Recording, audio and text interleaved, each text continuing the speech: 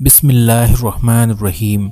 दोस्तों, आज की इस वीडियो में हम बात करेंगे हज़रत कासिम रज़ी अल्लाह तआला अन्हु की शहादत के वाक़ये के बारे में। दोस्तों, इस वाक़ये को पूरा समझने के लिए आप लोग इस वीडियो को पूरा ज़रूर देखना और प्यारे दोस्तों, इस वीडियो को अभी लाइक करके तमाम मुसलमानों में शेयर ज़रूर कर देना और हमारे चैनल IS वर्ल्ड को अभी ज़रूर सब्सक्राइब कर लीजिए। हाशमी ख़ानदान के एक महकते हुए फूल हज़रत कासिम रज़ी अल्लाह तआला अन्हु, जो हज़रत हसन मुज्तबा रज़ी अल्लाह तआला अन्हु के फर्जंद हैं, उनकी उम्र 19 साल है और उनकी शादी का रिश्ता इमाम अली मकाम की साहिबजादी हज़रत सकीना से तय हो चुका है। वो हज़रत की खिदमत में दस्त बस्ता खड़े हैं और राहे हक में अपनी जान कुर्बान करने के लिए इजाज़त तलब कर रहे हैं। इमाम ने फरमाया, बेटा, तुम मेरे भाई हसन मुज्तबा की यादगार हो। मैं किस तरह तुम्हें तीरों से छलनी होने और तलवारों से कटने की इजाज़त दे दूं?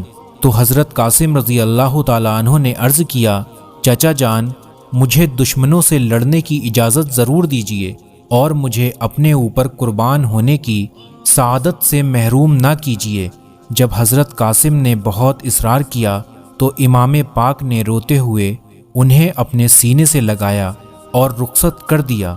दुश्मन के एक सिपाही का बयान है कि जब आप मैदान जंग में आए तो ऐसा मालूम हुआ कि जैसे चांद का एक टुकड़ा सामने नमूदार हो गया है।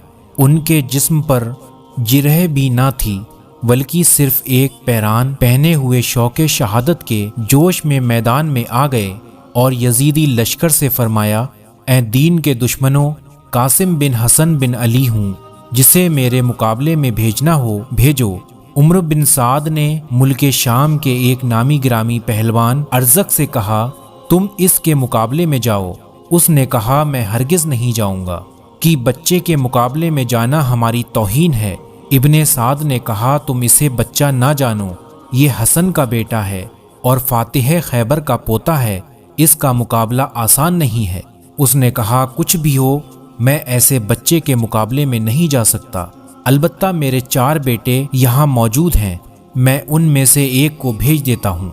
अभी 1 मिनट में उसका सर काट कर ले आएंगे। अरज़क का बड़ा बेटा जहर में बुझी हुई कीमती तलवार चमकाता हुआ और बादल की तरह गरजता हुआ मैदान में आया और पहुँचते ही हज़रत कासिम पर वार किया। आपने उसके वार से बचकर ऐसी तलवार मारी कि वो एक ही तलवार में ढेर हो गया। आपने लपक कर उसकी तलवार उठा ली। अब हर्ज़क का दूसरा बेटा अपने भाई को खाको खून में तड़पता देखकर गुस्से में भरा हुआ सामने आया। आपने पहले ही बार में नेज़ा मारकर उसे भी जहन्नम में पहुंचा दिया। अब तीसरा भाई गैज़ो गज़ब में भरा हुआ आगे बढ़ा और गालियां बकने लगा। आपने फरमाया, हम गालियों का जवाब गालियों से नहीं देते कि ये अहले बैते नबूवत की शान के खिलाफ है। अलबत्ता हम तुझे तेरे भाइयों के पास अभी जहन्नम में पहुंचा देते हैं। ये कहते हुए आपने उसे भी खीरे की तरह काट कर 2 टुकड़े कर दिए। अब अरज़क का चौथा बेटा शेर की तरह गरजता हुआ हज़रत कासिम पर हमला आवर हुआ। आपने उसके बार को बेकार कर दिया और उसके कंधे पर तलवार का ऐसा बार किया कि वो मुंह के बल ज़मीन पर आ गया और फिर पूरी ताकत के साथ उठना ही चाहता था कि आपने उसके सर को जिस्म से अलग कर दिया। जब हाशमी बहादुर ने चंद मिनटों में अरज़क के 4 बेटों को मौत के घाट उतार दिया, उसके सारे गुरूर को खाक में मिला दिया, तो वो गुस्से से कांपने लगा और जिनके मुकाबले में आना पहले वो अपनी तौहीन समझता था, अब उनसे लड़ने के लिए बेकरार हो गया। अब वो शेर की तरह दहाड़ता हुआ मैदान में आकर हज़रत कासिम को ललकार के कि लड़के तैयार हो जाओ, मौत तुम्हारे सर पर आ गई है। आपने फरमाया, अरज़क, होश की दया कर, तू औरों के लिए ताकत का पहाड़ होगा। अभी तूने हाशमी बहादुरों को नहीं देखा है। हमारी रगों में शेर खुदा का खून है। तू हमारे नज़दीक मक्खी और मच्छर से ज़्यादा हैसियत नहीं रखता है। अर्ज़ों की ये ताना सुनकर और भी आग बगूला हो गया और हज़रत कासिम पर नेज़े से हमला कर दिया। आपने उसके बार को बेकार कर दिया। फिर आपने भी नेज़े से बार किया जो खाली गया। इस तरह दोनों तरफ से कुछ देर नेज़ाबाजी हुई।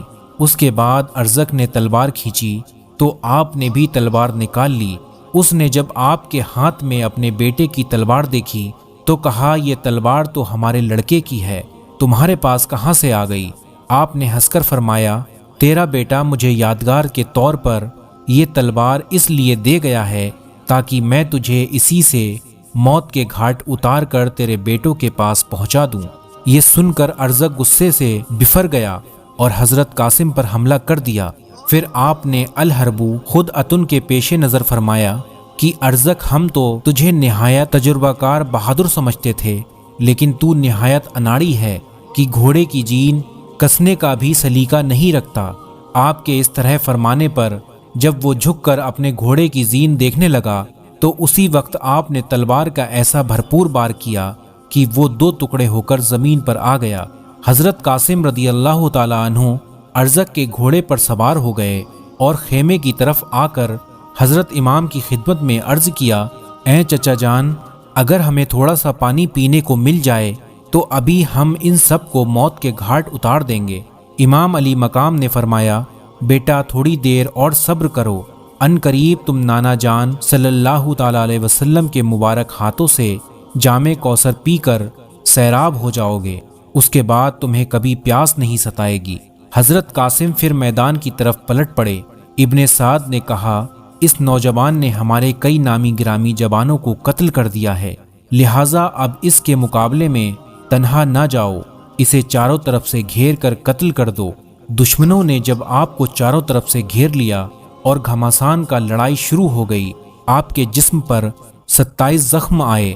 آخر میں سیس بن سعد نے آپ کے سینے پر ایک ایسا نیزہ مارا کہ آپ گھوڑے سے گر پڑے اور پکارا بانی اے چچا جان میری خبر گری فرمائیے۔ امام اپنے بھتیجے کی دردناک آواز سن کر دوڑ پڑے، دیکھا کہ جسم نازنین زخموں سے چور ہیں۔ آپ نے ان کے سر کو گود میں لیا اور چہرائے انور سے گرد با غبار صاف کرنے لگے۔ اتنے میں حضرت قاسم نے آنکھیں کھول دیں اور اپنا سر امام پاک کی گود میں پا کر مسکرائے، پھر آپ کی روح پرواز کر گئی۔ دوستوں میں امید کرتا ہوں آپ لوگوں کو یہ واقعہ سمجھ آ گیا ہوگا۔ اگر آپ لوگوں کو یہ واقعہ سمجھ آیا ہو تو اس ویڈیو کو لائک ضرور کر دینا اور تمام مسلمانوں میں شیئر بھی ضرور کر دینا۔ دوستوں ہم آپ کی خدمت میں روز کی ایک ویڈیو شام 8 بجے لے کر حاضر ہوتے ہیں، تو آپ لوگ روز کی ایک ویڈیو شام 8 بجے دیکھتے رہیے۔ آج کے لیے بس اتنا ہی، پھر ملتے ہیں انشاءاللہ ایک نئی ویڈیو کے ساتھ۔ آپ لوگ اپنا خیال رکھیے گا۔ اللہ حافظ۔